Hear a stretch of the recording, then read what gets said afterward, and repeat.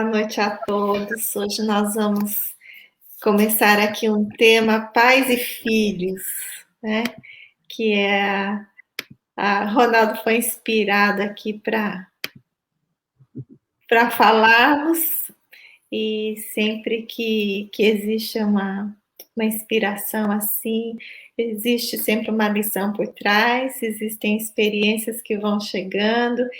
E acho que hoje a gente quer dividir um pouco do que fala o Evangelho segundo o Espiritismo, e nessa questão de honrar pai e mãe, e também acho que cada um de nós aqui vai dar um pouquinho um testemunho pessoal do que é ser pai, do que é ser filho, do que é, né, o que a gente anda fazendo na vida aí, né, Ronaldo?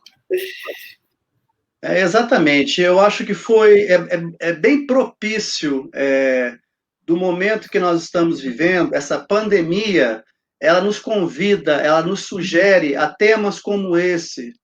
E quando as meninas aí me chamaram para fazer esse estudo, eu fechei os olhos e pedi a intuição, né? O que nós devemos falar, sobre o que nós devemos estudar. E não apenas nós, isso aí é muito para mim, é um autoexame. E temas como esses, eles são assim, extremamente importantes de nós não apenas estudarmos uma vez, duas, mas quantas vezes forem necessárias, não é mesmo, Lina? Então, assim, isso me veio muito rápido para mim. Olha, fala sobre o pai, sobre os relacionamentos, pais e filhos. Ah, mas eu não tenho mais os meus pais, ou eu não tenho os meus filhos, nunca tive filhos. Mas será que nós não podemos servir de exemplo para as pessoas que estão ao nosso redor, não é mesmo? Para todos aqueles que nos cercam. Olha, de repente uma criança mais nova, ela está me olhando como uma figura paterna, como uma figura materna, de exemplo, de como eu devo me conduzir no mundo de provas e expiações, que é o mundo que nós vivemos, não é mesmo? Então, eu, quando comecei esse estudo, vocês podem me interromper quando vocês quiserem, tá? Fiquem à vontade. Mas eu fui lá no Decálogo, na primeira revelação, no Decálogo de Moisés, né, que, como nós sabemos também, foi o primeiro livro psicografado que nós temos conhecimento, né? Os espíritos superiores, ou Deus, passaram aqueles 10 mandamentos para Moisés. E dentre deles, está lá bem explícito: honrar o teu pai e a tua mãe. Não é mesmo? Então, ele não falou, né? Honra o teu pai de vez em quando, honra a tua mãe. Não é para medir esforços, é para honrar e tudo. Mas ele também, ele nos diz, logo depois, Jesus, com a segunda revelação, a gente pode notar que é uma coisa que fica um pouquinho mais complexa, porque já sai daquele círculo familiar, não é mesmo? Jesus já fala, olha, ama o teu próximo como a ti mesmo, e a Deus sobre todas as coisas. Ou seja, ele já saiu ali daquele âmbito familiar, do parentesco consanguíneo, e já vai para o lado de fora. Ou seja, esses ensinamentos, esse trabalho divino, ele começa lá de trás. Então, vamos começar na família, que é o nosso, aquele núcleo ali que nós estamos envolvidos. E depois, nós vamos para um âmbito maior, que abrange mais pessoas. E agora nós temos, né, a terceira revelação, que é o Espiritismo, que fala o quê? Da multiplicidade das existências. Nós voltamos quantas vezes forem necessárias para a nossa depuração. E hoje nós estamos filhos. Nós não somos filhos para sempre, né? Nós estamos filhos, ou nós estamos pais e mães. Mas aí, esses papéis eles vão se invertendo, porque é a necessidade de depuração do espírito. Hoje eu estou experimentando, eu sou filho do meu pai, do Ronaldo Correia, e da Maria Conceição Guetti. Então, como é que eu estou enxergando eles, né? Como é que eu estou valorizando a existência deles?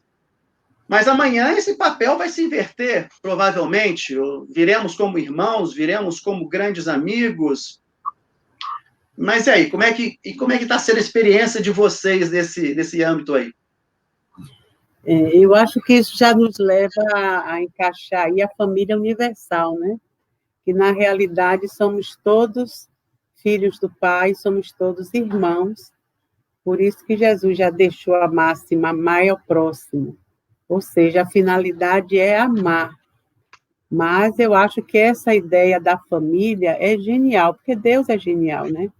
E bolar em pequenos grupos, né, núcleos, que vão se formando, não só aqui, agora a gente sabe que no mundo espiritual também essa cadeia se desenvolve, existem vários núcleos, em várias posições, né, em várias posições evolutivas, e esse núcleo é formado para que a gente possa, numa encarnação, nos dedicar ao crescimento, o desenvolvimento, a burilação daqueles espíritos de forma mútua.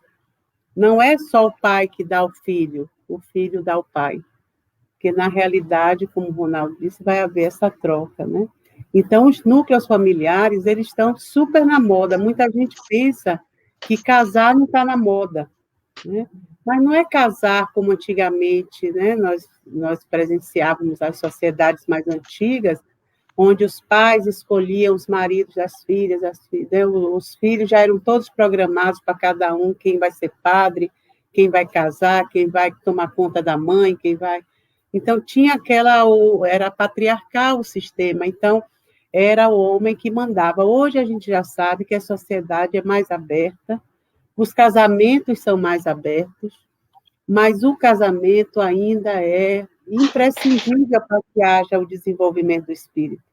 Então, as pessoas não vão deixar de se unir para terem filhos, para procriarem ou adotarem, ou hoje em dia, né, nós já temos, cada um tem a sua, casais de 2 homens, 2 mulheres, né, as famílias reais hoje.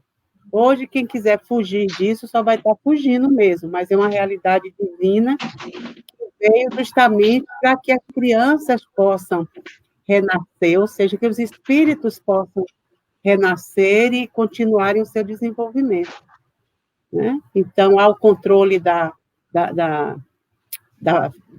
natalidade, mas há também a expansão dos tipos de casais que podem se formar, até um homem sozinho ou uma mulher sozinha, e hoje em dia a pessoa decide ter um filho, não precisa mais de um parceiro, ela vai e adota um filho.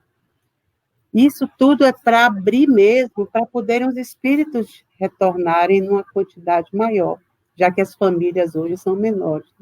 Então, quando a gente vai vendo essa base familiar nesse desenvolvimento, aí é tão interessante quando a gente parte para ver esse honrar pai e mãe, né? Essas coisas que vieram lá de trás, né? Veio de Moisés, Jesus repetiu, e é lei mesmo a gente fazer isso, né? Mas honrar pai e mãe, ou seja, assim, amem-se. Está dizendo isso, como o Ronaldo disse, né? Ame o seu próximo, né? É muito bacana isso. E muito interessante, assim, desculpa, Ronaldo, pode falar. Não, segue em frente.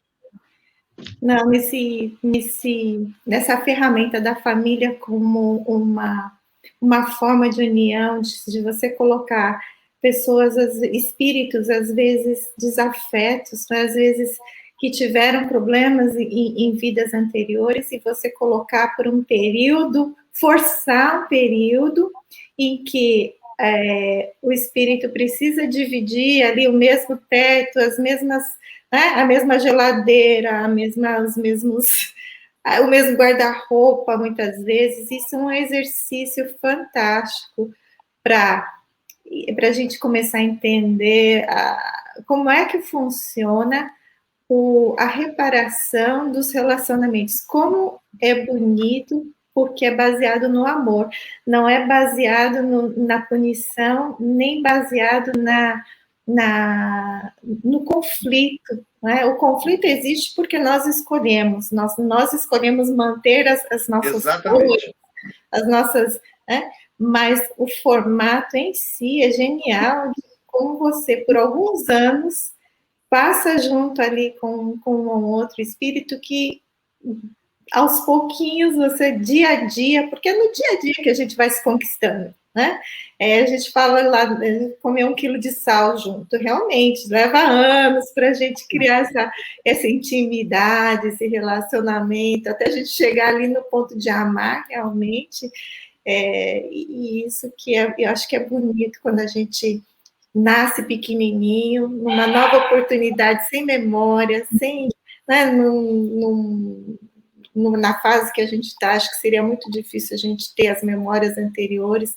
Então, vem aqui esquecidinho de tudo, começa do zero, pensa que tá brigando agora, mas já está brigando de várias vidas.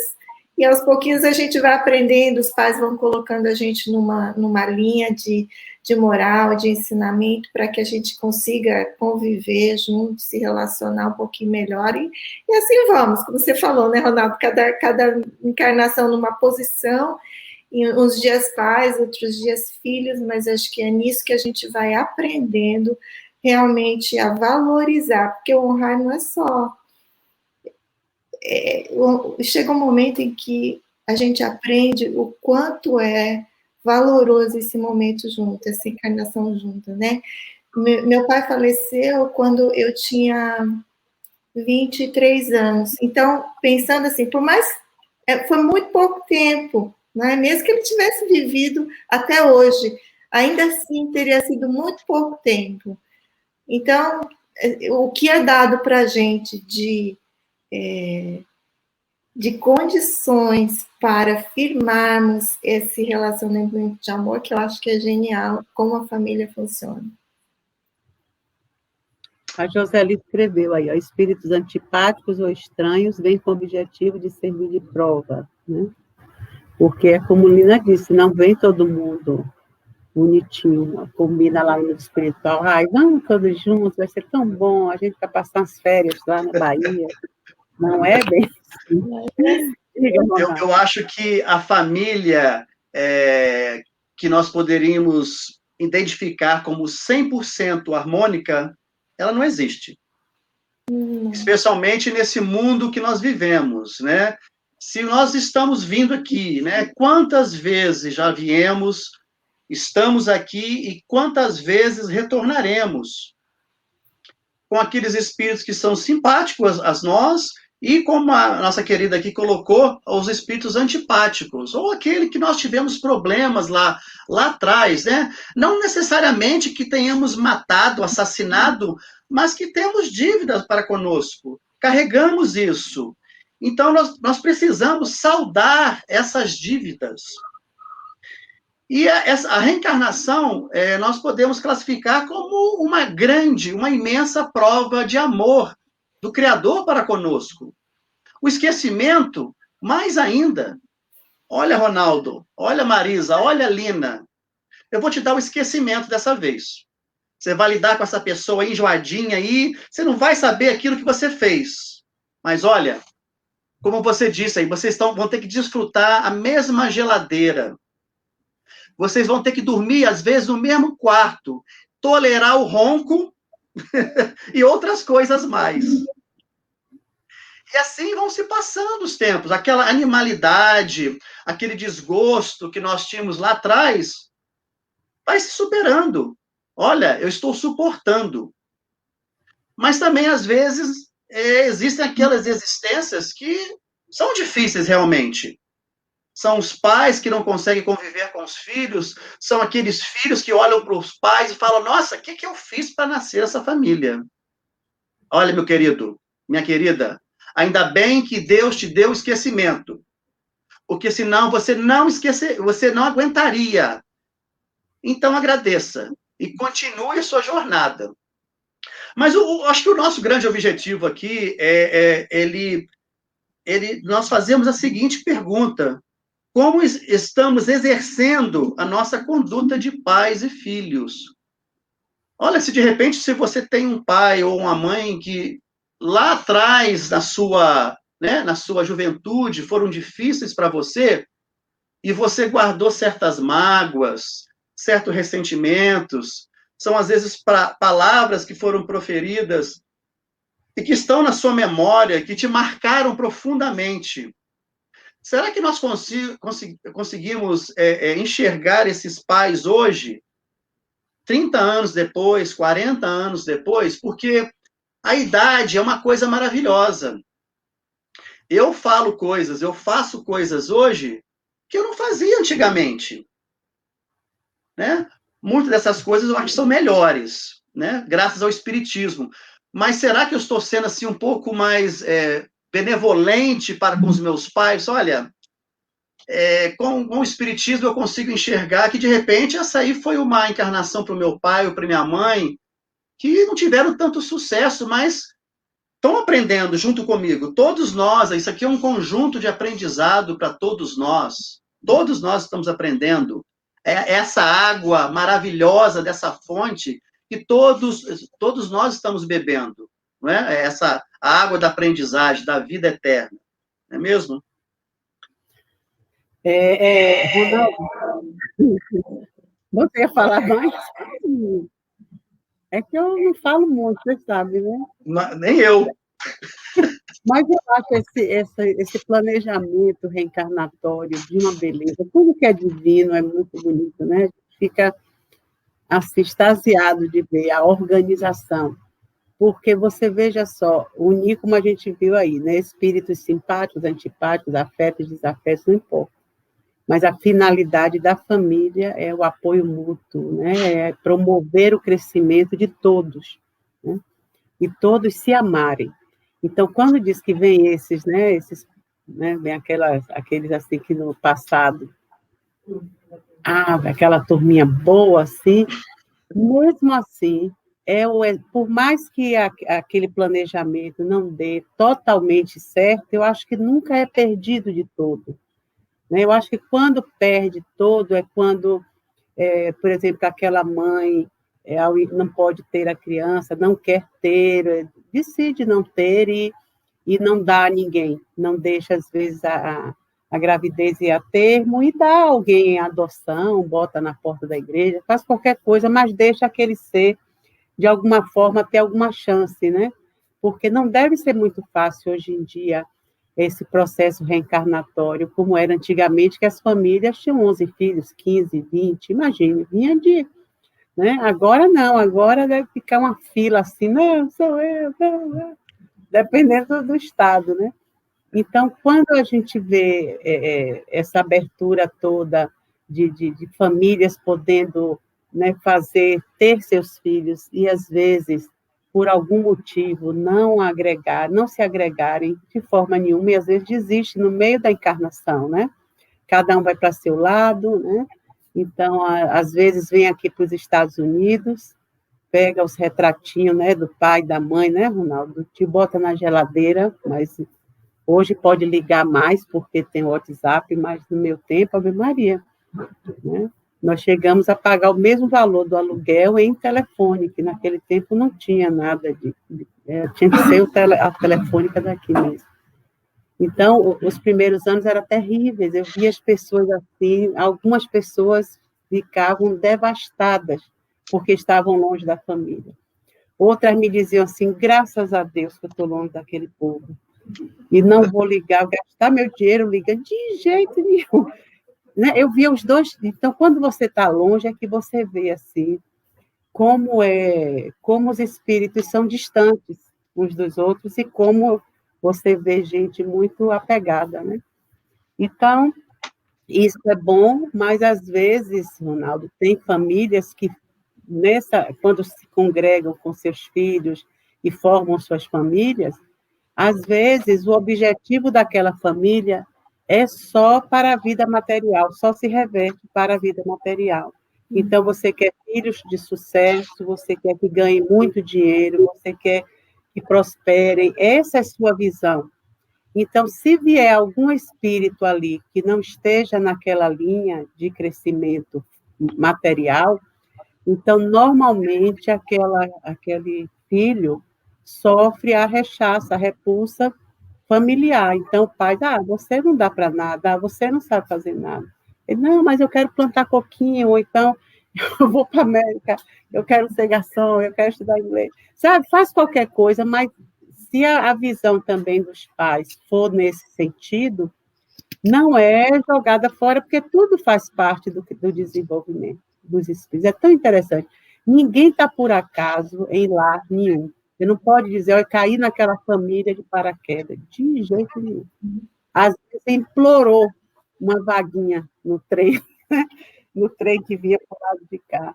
Então, tudo está certo. O bonito da coisa é isso. Então, quando a gente fala assim, mas será que eu estou retribuindo a meus pais na mesma proporção com que eles se dedicaram a mim? Não imagine você morando aqui, seus pais no Brasil, e você não pode, agora na pandemia, então, dar muita assistência e tudo. Então, tem que se fazer, sim, uns pelos outros. Os pais também vão morrer fazendo, porque quando os pais não podem fazer mais nada em termos monetários, nem de presença, nem de nada, eles oram. Olha a mãe de André Luiz, né? André Luiz não foi ela lá manejando, né? Ela podia estar lá nas esferas superiores dela, cuidando já de outros processos. Mas como cada espírito é importante quando você se responsabiliza. E a bichinha se responsabilizou tanto que depois vinha com o pai de André Luiz, que era meia boca, né? Para poder ajudá-lo na retratação para com as pessoas com quem ele não foi direito. Quer dizer, isso é coisa da família espiritual. Por isso a gente tem que ter isso em mente. Não é só isso que a gente vê em casa, eu, você, não é só isso. Existem aqueles familiares já no mundo espiritual que estão torcendo por nós, que já estão no nível que podem estar assessorando os espíritos que aqui estão. Então, não estamos nunca... Por isso que o desalento é um sentimento muito... deve ser até esquecido por nós, né? Ficar desalentado, é como se perdesse a esperança, não ter ânimo. Não. Uma coisa que hoje parece que está destruída, não está, vai depender de cada membro que vai fazer com isso. Porque nós vemos famílias que não estão unidas mais pelos laços do matrimônio, e cada um cuida da sua vida com dignidade, inclusive se tem filhos envolvidos. Então, não é obrigatório você ter que ficar com um parceiro ou uma parceira porque se casou com ela. Porque a gente já viu antigamente, quando era difícil as dissoluções dos casamentos, como as pessoas sofriam, como os filhos sofriam, todo mundo sofria, né? Então, ninguém precisa se amarrar em ninguém, porque deve isso ou aquilo, não, eu já planejei assim, já pensou lá no mundo espiritual, meu nome já está com esse fulano, com essa fulana, que eu não estou me dando bem mais. Então, até em função do não sofrimento dos filhos, os pais devem tomar uma decisão digna para todos dois, e a gente vê hoje famílias que se refazem, cada um dos seus lados, e viram depois uma grande família, que o que eu vejo mais os homens se queixando é que fica muita sogra, às vezes, reunida no Natal, né? Mas agora com a pandemia deixa a sogra. Né? Mas a gente vê que tudo é válido, né? Tudo que for para o desenvolvimento do homem é válido. Né? Até quando as religiões não podiam, não, só pode da mesma religião, era tanto impasse que a gente se colocava, né, entre as relações, que complicavam. E seu filho queria ir para alguma coisa que não era aquilo que você seguiu, que você determinou, então não adianta. Né? Hoje a gente vê qualquer coisa hoje, é possível que cada um desempenhe o seu papel da maneira que escolher. Eu quero ser assim, eu quero fazer isso, eu quero mudar para... Tudo é válido, desde quando a gente continue colaborando uns para o crescimento dos outros, né? Isso que você falou me lembrou o ensinamento de Jesus, né? Quem é minha mãe, quem são meus irmãos? Todos são, né? Todos são. E essa é muitas vezes considerada uma fala extremamente não Entendida, não é? E como diz o Nuno aqui, ó, ele começou falando aqui, seria errado amar os outros mais do que temos que amar nossos pais. Ou o certo seria amarmos todos igualmente. Isso aí. Mas nesse processo a gente começa com os pais, porque acho que é o aprendizado do espírito. A gente começa o espírito infantil, vai aprendendo a lidar com aqueles que deram a vida a nós, né? Independente de qualquer coisa que aconteceu depois, nós estamos aqui graças a eles. Então, acho que só por isso, só pelo presente da vida, não tem o que discutir que os pais vão ter sempre, merecer sempre o nosso respeito, o nosso constante agradecimento pela vida, né? Mas, o Mário colocou aqui, ó, no início de nova encarnação, os pais servem de guia modelo para os filhos, em parceria com seus mentores. Após um tempo, os filhos solicitam conversas entre os mentores dos filhos e dos pais para que auxiliem os pais em suas vidas e futuras encarnações. Eu acho que essa compreensão que a gente tem de que voltaremos e muitas vezes precisaremos desses caminhos através dos nossos filhos e netos, dá uma profundidade ao entendimento que a gente tem da vida. Como Marisa falou, hoje as famílias não são mais nem propriamente consanguíneas. Você adota uma criança, é seu filho, não é? Você só não gerou, mas é seu filho de coração, você ama, dá vida por ele igual. E isso vai tender a aumentar, realmente, a chegar nesse ponto de amarmos todos igualmente. Eu estou achando uma coisa assim tão interessante essa conversa, porque no princípio, quando a Marisa mencionou a respeito de casais homossexuais que adotam crianças, né? É uma coisa, poderíamos dizer, uma coisa nova, ou que está mais assim exposta nos últimos tempos, né? Porque antigamente eu acho que nós não conseguiríamos ver uma coisa dessa acontecendo, mas isso aí são sinais de tempos de regeneração, de um mundo melhor, de um mundo mais fraterno. Se existem tantas crianças em orfanatos clamando por um pai, por uma mãe, e se existem tantos pais ou mães, casais heterossexuais ou homossexuais que desejam, né, ter esse aprendizado, vamos dizer assim, olha, nessa vida eu não vou conseguir conceber uma criança, mas eu quero ter uma experiência de pai para com filho, então eu vou adotar. Mas o que acontece com a sociedade? A sociedade é muito despreparada. Nós ainda somos muito ignorantes nesse sentido. Nós nos preocupamos, primeiramente, em julgar. Olha, tá lá, casal de homossexual vai adotar uma criança. O que essa criança vai aprender? Não é assim que muitos falam? Falavam. Ou falavam? Será que eles não vão falar, olha, eu aprendi que de um pai, de um casal de homens, surgiu o amor. Que tiveram uma visão diferenciada para olhar para mim e me enviar esse convite para fazer parte de uma família. Quem sabe daqui uns tempos essas famílias, né, e eu acho que esse tempo vai chegar, não serão chamadas famílias diferentes, ou simplesmente famílias. Porque como a própria Lina aí, ela mencionou essa passagem de Jesus, quando Jesus estava ali falando para aquela população, né, e ele é procurado pela mãe e pelos irmãos, porque eles achavam que Jesus estava, como diz aqui no livro, ele tinha perdido o espírito, que era uma expressão que tinha na época, que era assim, o cara tá ficando doido. Basicamente era isso que eles tinham falado. Mas Jesus falou ali, olha, quem é minha mãe e quem são os meus irmãos? Né? À primeira vista, nós temos essa visão antagônica. Nossa, Jesus fala de amor e compaixão e agora está tendo essa fala diante da mãe que o ama tanto de seus irmãos. Peraí, que cara é esse?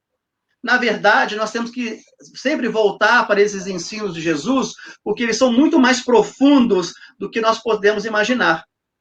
A família a qual ele se refere é a família espiritual, é a família que segue a Deus. Ele nunca deixou a mãe desamparada. Eu acho que não existe uma palavra no Novo Testamento e que diga sobre Jesus sendo um mau filho, ou tenha dirigido más palavras para o pai ou para a mãe. Pelo contrário, ele era um filho exemplar, um filho que trabalhava com o pai.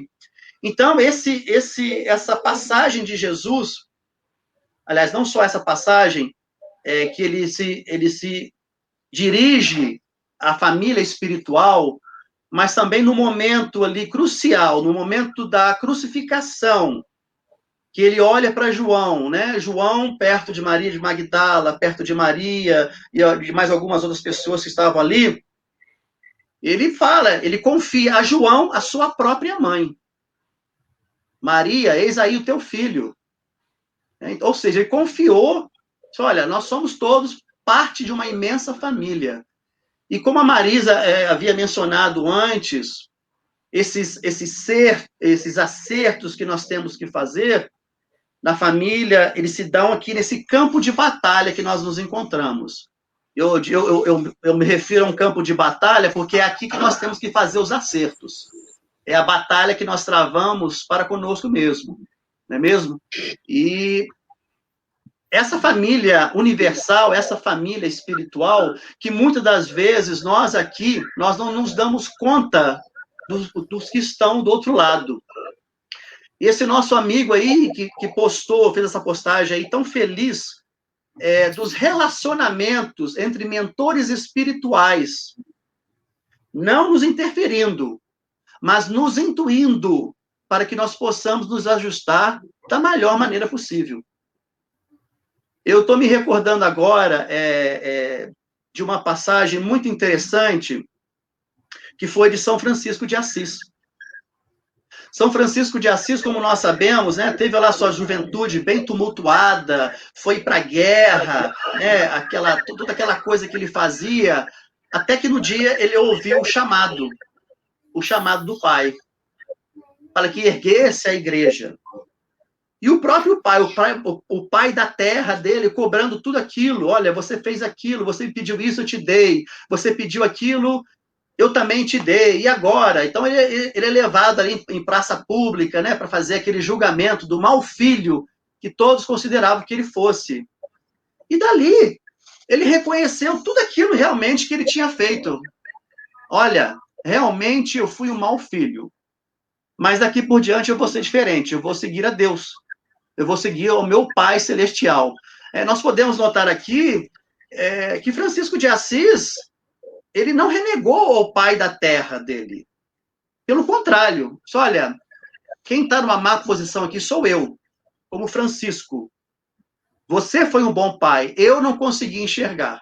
Mas daqui por diante a minha conduta será diferente. Eu vou seguir a um outro pai, sendo que ele nunca renegou o pai dele. Mais uma vez eu vou frisar isso. Tá bom? Mas é bem interessante, são passagens que se assemelham muito. Não é mesmo?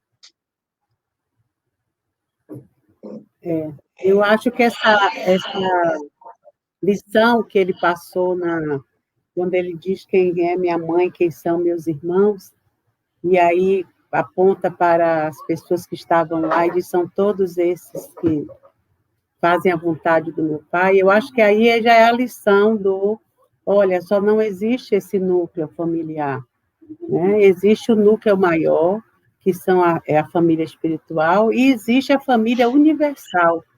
Então, nós estamos, por enquanto, nos concentrando nessa família pequena, que cada um constitui, seja ela que tamanho for, né? Mas que se constitui na reencarnação, para poder, mais tarde, reconhecer, amando, não só ali, né? Hoje em dia a gente já tem a oportunidade, né? Com o WhatsApp você pode amar a muitos, Facebook, Instagram, você já pode expandir o amor. Antigamente não tinha televisão, não tinha nada, né? Imagina você olhando para a cara do outro, só existia aquele núcleo ali. Quando passava alguém, você, fulano é bonzinho, mas de bondade, né, de tanto bonzinho, o inferno está cheio. Mas assim, você só devotava a sua atenção, os seus cuidados àquelas pessoas que você gerava, né, que eram gerados por aquela família. Então, Jesus, a seu tempo, já abriu o leque. Mas, claro, a gente é difícil de compreender isso, né?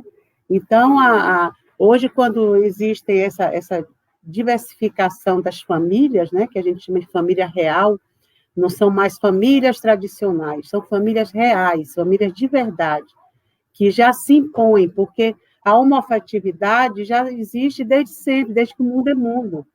Mas sempre naquela forma doentia, escondida, repressiva, porque o preconceito era grande. Então, hoje em dia, com essa abertura divina, que eu acho que tudo que vem para melhorar é divino. Quando veio a pílula anticoncepcional para controlar a natalidade, para poder as mulheres se organizarem e poderem trabalhar e cuidar de seus filhos, também foi uma coisa divina.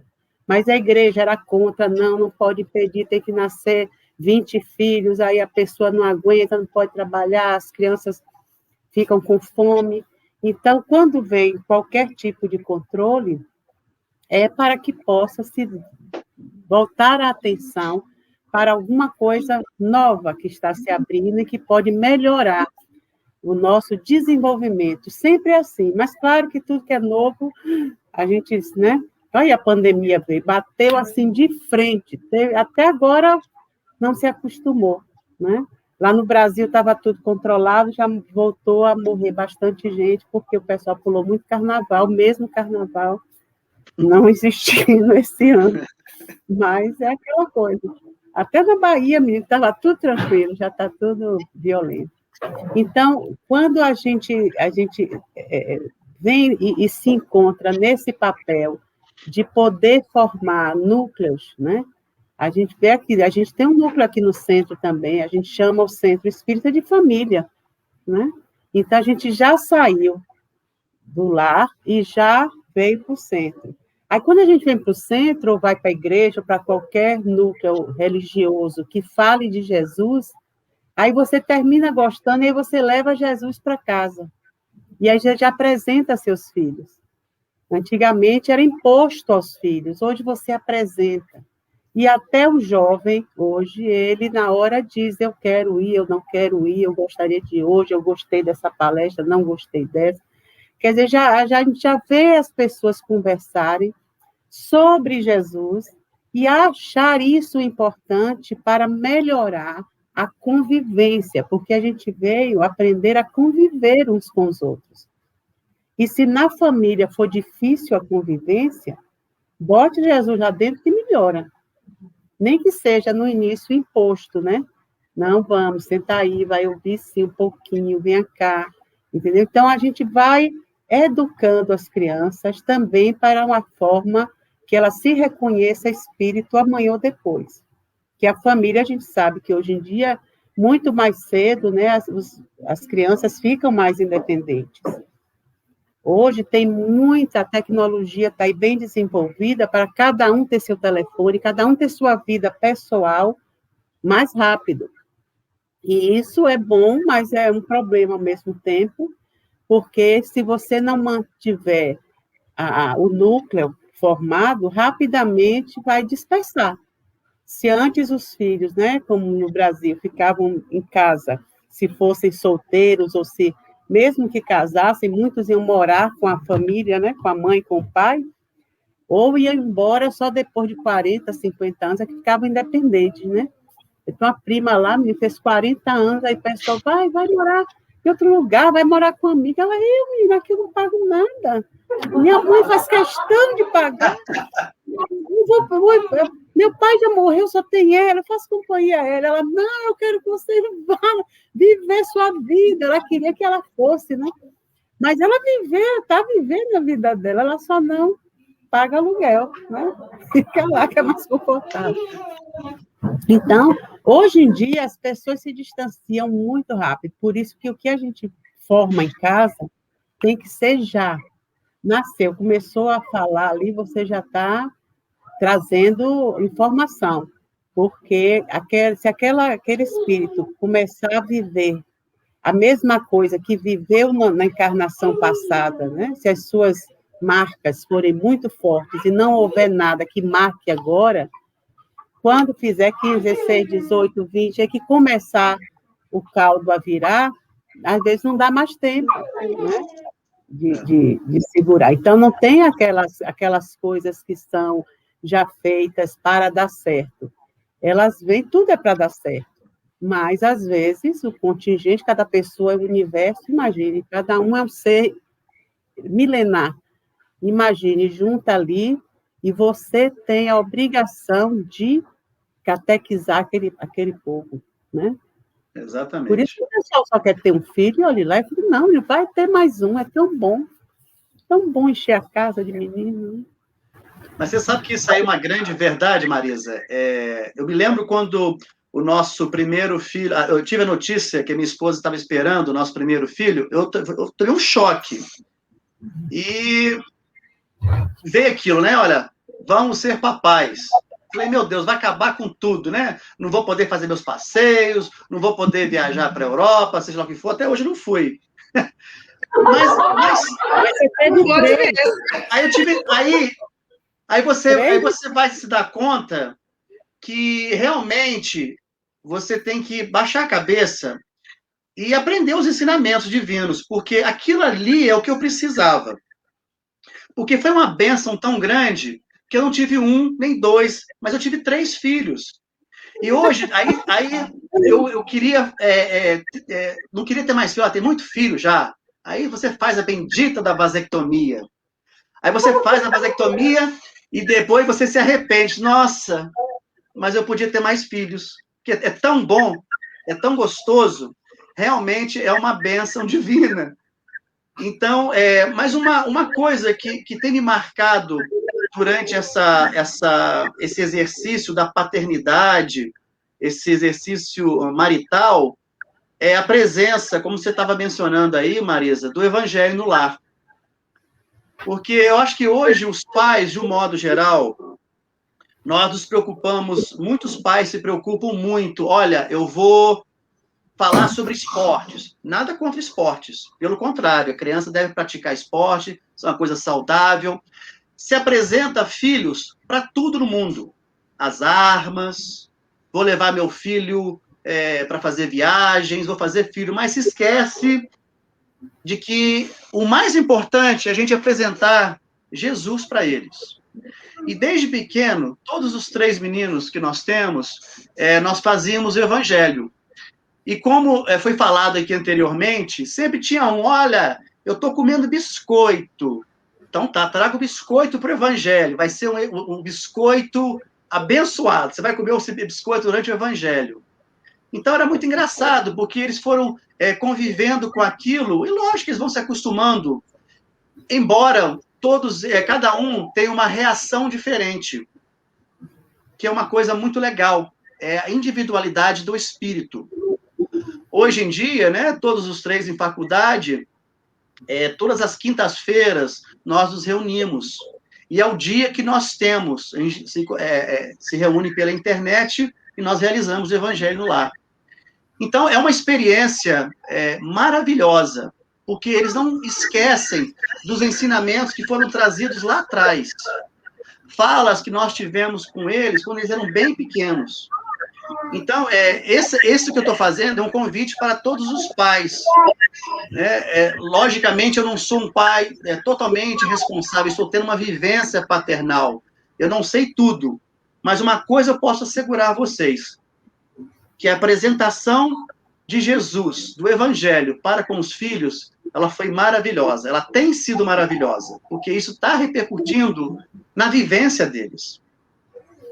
E tem uma parábola que todas as vezes a gente sempre conversa sobre essa parábola, que é a parábola do filho pródigo.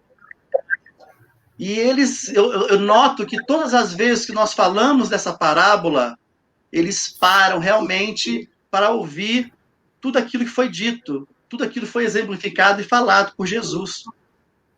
Porque o pai da parábola do filho pródigo, ele é aquele Deus, é aquele educador, é aquele que respeitou o livre-arbítrio do seu filho. Olha, eu quero sair de casa, eu quero ter minha experiência, eu quero parte daquilo que é meu. E o pai, né, aquele pai responsável, educador, embora com o coração doído, ele dá para o seu filho, olha, vai e tenha a sua experiência. Mas eu vou estar te esperando aqui se um dia você quiser retornar. E assim ele faz. Ele vai lá fora, ele quebra a cara, né? Como deve ser difícil para um pai ouvir isso e sentir isso. Olha, meu filho está tendo o aprendizado que ele necessita, mas ele está quebrando a cara. Acho que nenhum pai quer ouvir uma coisa dessa. Mas ele está ali, né? Esperando que aquele filho retorne. E o filho retorna. Né? E o outro filho fica enciumado. Né? É aquele filho que é o filho companheiro, né, Lina? Aquilo que nós havíamos falado hoje mais cedo, sobre o filho credor, da lição preciosa que a Lina tinha passado para a gente. É o filho credor, que a gente aprende tanto, que a gente tem tantos ajustes para verificar.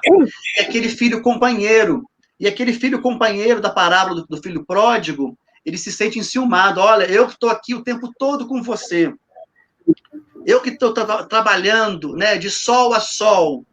Você nunca me deu um cordeiro, você nunca me deu um boi para eu festejar com os meus amigos, né? Então, assim, desculpa, esse papel do pai de ser esse mediador, né? Esse pacificador da família entre um filho e o outro, né? E lembrando mais uma vez, às vezes a gente ouve muito dizer: eu dei a educação igual para todos os meus filhos.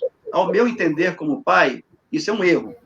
Você pode dar a melhor escola para todos os seus filhos. Você pode dar o melhor caderno, o melhor computador. Mas a educação, esse relacionamento de conhecer espiritualmente cada filho, cada necessidade, cada um é uma coisa diferente. Vocês não acham isso? Lina. Eu concordo com você, Ronaldo. Eu tenho um casal, né? E uma coisa interessante que o japonês tem um pensamento assim, que você dá uma coisa para um filho, você tem que dar exatamente a mesma coisa para o outro, em termos materiais. Né? Em termos educacionais, não. Em termos de valores, não. Você tem que perceber o que é que o seu tem filhos que vão precisar de serem mais...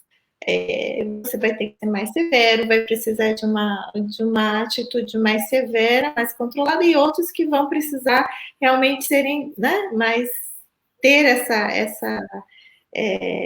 essa posição de você soltar mais e até incentivar e que eles saiam, porque eles são tão medrosos, são tão agarrados em você, que você precisa incentivar que eles saiam.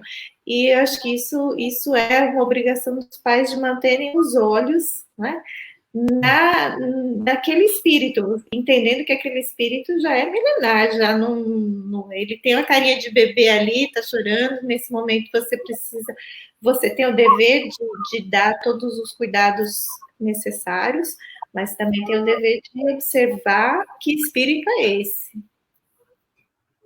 eu acho, né? Porque o pau que dá em Chico não dá em Francisco. Exatamente. Então, são seres, como Lina disse, milenares. Você tem que dar uma base segura para poder ver se aquilo, né, vai sustentar aquelas árvores. E, assim como aconteceu com todos nós, quem tem família grande, né, pode ver, cada um é uma pessoa, né? Por exemplo, se você tem muitos irmãos, você olha um irmão seu, ele não cria os filhos dele da maneira como você cria. Não é a mesma, né? Não tem a mesma coisa. Primeiro que ali vai ser gerado por dois. Então, aquele que já chegou já muda alguma coisa. Então, não tem um manual certinho assim, ó, faça isso que dá certo. Olha, eu fiz isso e deu certo. Porque São vai vivências, depender. né, Marisa? A gente só tem que fortalecer os laços de afeto. Não importa como o indivíduo se mostre, mas você tem que amá-lo. Aí ele não vale nada, olha, ele agora está lá, assaltou um banco ontem. Coitado, vou orar por ele, para, né, que ele seja logo preso e possa entrar no processo educativo do mundo físico. Eu digo assim, coisas que você não pode controlar no outro, né? Então, quando o outro cresce, que decide o que vai cursar na universidade, porque quando você tem os filhos ainda nessa fase, né, mas depois que eles passam a ter realmente, cada um formando agora a sua família, então cada um vai determinar o que vai ser para aquele núcleo que está agregando. E aquele núcleo já veio, ou o marido ou a mulher, que já está fora do seu contexto. Então, eles vão criar um contexto novo. E isso é super válido. É como o Ronaldo disse, se pelo menos deixar aberta a porta do mundo espiritual, sabe? A porta de Jesus, para você ver que existe alguma coisa a mais entre o céu e a terra do que pensa a nossa vã filosofia, já é bom demais. Mas quando você vê as pessoas, às vezes, dirigindo o seu núcleo só para o que estão vendo e colhendo aqui do mundo físico, aí é assustador, porque pronto, se alguma coisa faltar, acabou. Se a gente vê, né, agora com a pandemia, quantos lares foram desfeitos porque as pessoas não estavam acostumadas a estar em casa 24/7.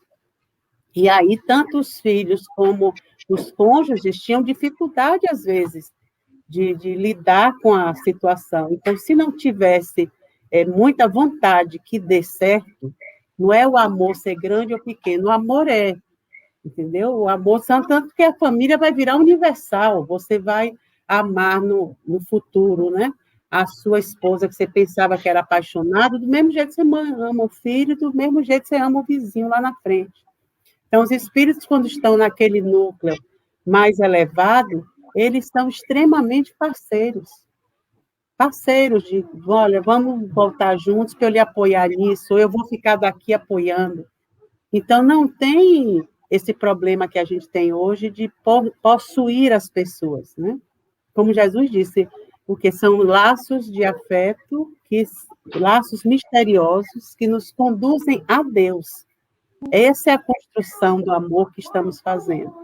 Fortalecer esses laços.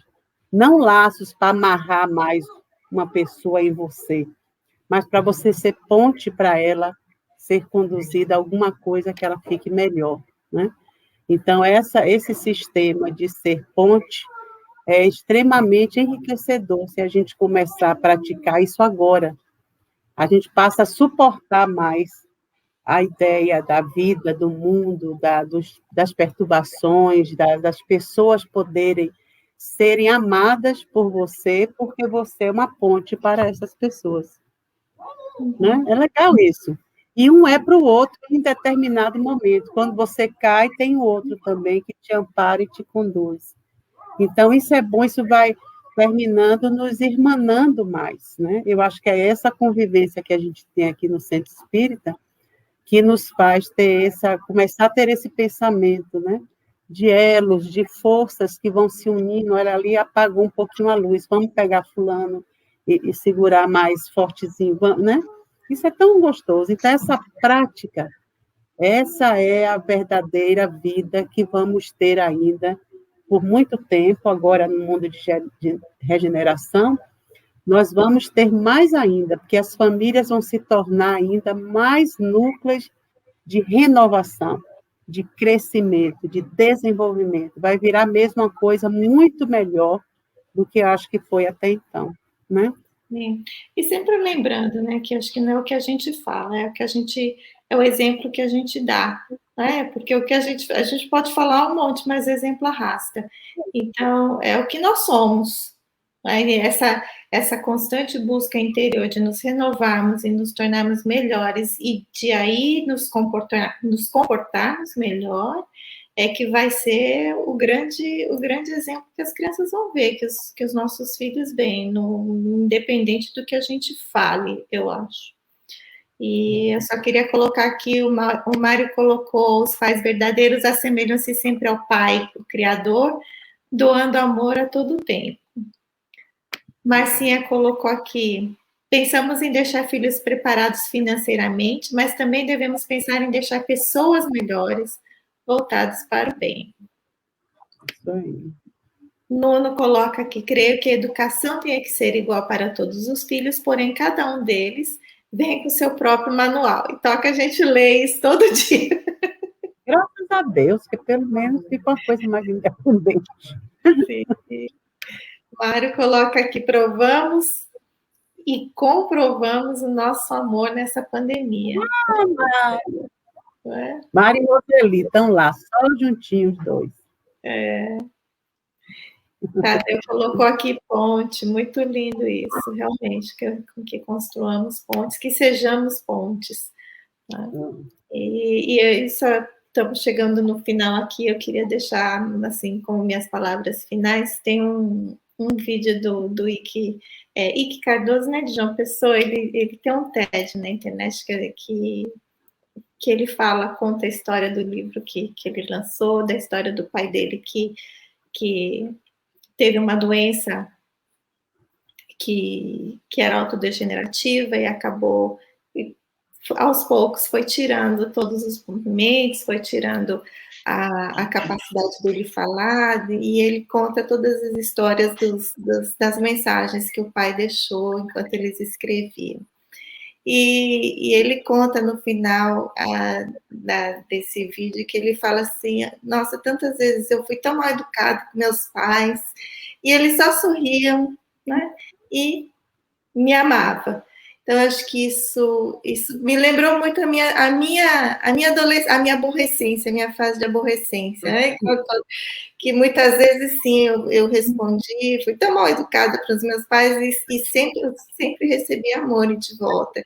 E se eu puder, né, conseguir transmitir isso, não só para os meus filhos, porque os meus filhos são meus filhos, amo incondicionalmente, mas se eu conseguir transferir esse sentimento para quem está do meu lado, e vocês estão aqui agora, né? Então, é isso aí. Eu acho que é uma jornada de aprendizado que a gente vai fazendo junto. Vai se conhecendo aos poucos, vai ficando mais íntimo, vai ficando mais amigo, e no final a gente vai aprendendo a se aceitar e a se amar incondicionalmente. Maravilhoso, muito legal isso que você falou. Eu queria deixar aqui também sobre esse ensinamento que eu estou tendo nessa vivência, que é o ensino do Evangelho, né? Essa evangelho-terapia. Então, fica aí o convite para todos os pais, não apenas pais, mas todos os responsáveis, todos os educadores que queiram e desejam apresentar Jesus para os seus tutores. Façam, porque dá certo. Tá? Vocês não se arrependerão por isso, vocês estarão apresentando o espírito mais perfeito que já pisou nesse planeta para os seus filhos. E dá certo. Né? E nós possamos fazer, através desse estudo, uma grande reflexão, como estamos lidando com nossos pais, com os nossos responsáveis. Né? Nós notamos agora, como estamos mais velhos, que os papéis estão começando a se inverter. Eu, lá atrás, aprendendo a caminhar, como é que eles tiveram aquele carinho, aquele amor para comigo? E agora? O meu pai ou a minha mãe com o joelho deficiente, com a coluna torta, né? Fazendo muitas vezes a necessidade na cama, porque eles não conseguem ir ao banheiro. Como é que eu estou lidando com isso? Será que eu estou dando amor? Se não estiverem, se estão fazendo coisas contrárias, por favor, reflitam sobre as atitudes. Eu não estou aqui acusando ninguém de forma alguma, mas chamando todos para uma reflexão, tá bom? Um beijo. E eu gostei dessa coisinha de telinha aqui. Estou na fase onde penso que minha mãe estava quase sempre certa, e tenho uma filha que pensa que eu estou quase sempre errada. Mas sabe o que é, Estela? Eu não me interesso e nem me importo se minhas filhas acham que eu estou certo ou errado. Isso é um problema delas. Eu faço tudo para que seja bom para elas também, porque para mim é bom demais tê-las comigo, né? Exatamente. Então, a única coisa que eu repeti Eu me casei muito cedo, né, com 17 anos, então com 23 anos eu já tinha 3 filhas, e eu achava assim a coisa maravilha do século ser mãe. Só achei ruim porque eu queria ter 6, mas só pude ter 3, porque eu tive problemas, né, e o médico achou melhor ligar minhas trompas e tudo, então eu liguei as trompas aos 23 anos. Mas a única coisa que eu fazia para me esforçar, para tentar fazer certo, porque ninguém sabe qual é o certo, né? Quando você lida com gente, é muito difícil você saber. Como Lina disse, né? Cada um, lá no Japão, o pessoal já tem isso. Cada um é cada um, vamos respeitar e botar a lei para todos. Mas eu amava e amo as minhas filhas porque eu aprendi com minha mãe. Minha mãe nos amou demais, até hoje ela nos ama. Mas era um amor tão grandioso que eu não queria ser como ela era, eu achava ela muito demais, eu não ia nunca conseguir. E realmente acho que não, ela ama mais do que eu. Mas eu aprendi com ela, então, para mim, qualquer coisa que uma delas venha fazer, eu nunca vou achar que é contra mim, né? Pode não ser a meu favor, eu faria diferente. Mas eu acho que cada um toma as decisões que competem a seus espíritos, às suas iniciativas, e eu respeito dentro do possível, né? E eu posso não gostar, mas respeito. Então, eu acho maravilhoso isso, continuarmos promovendo uns para os outros, para nós também que nos ouvimos, né? Essa vontade de fomentar e de incentivar esses laços a ficarem mais respeitosos, ficarem mais duradouros, ficarem menos egoístas e menos possessivos, né? Não são nossos filhos para sempre, não são nossas posses, né? Então, rapidamente, eles já estão partindo para o mundo, e isso é bom, e é problema deles, assim, agora, né? A nossa competência, pelo menos na idade que as minhas estão, é só rezar muito e ajudar no que puder, dentro das possibilidades. Mas é isso que eu desejo a todos, Telinha, que você ame a sua filha como sua mãe te amou. De repente dá certo, porque não há controle, impossível controlar, impossível. O ser humano é livre, né? Então é isso aí, vamos agradecer a Jesus